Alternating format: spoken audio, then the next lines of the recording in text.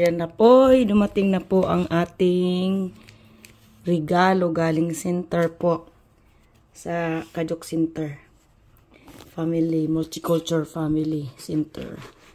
So, tumawag pa po yung yung staff sa center.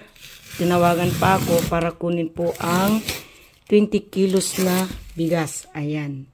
So, nakakatipid na po ako, guys. So, hindi na po ako bibili ng bigas. Meron na akong bigas. Thanks God. 20 kilos po yan. Yung iba pong mga Pinay na tulad ko, na kagrupo ng Multicultural Center, 10 kilos lang nakukuha nila. Pero dahil daw ako isang, ulirang ina, ulirang asawa, yan, malaki-laki sa akin, siyempre. Kailangan naman.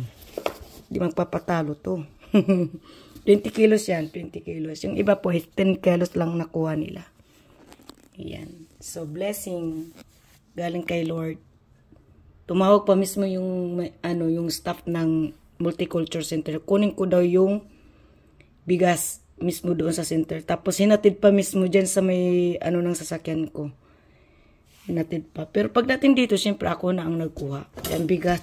Ayaw ako tulungan ng anak ko. Masarap-sarap di guys. Malagkit-lagkit. Hindi na kailangan ng lagyan ng malagkit. Na siya. Sticky na siya guys. Sticky. Wow. Blessing. Galing kay Lord. Thanks God.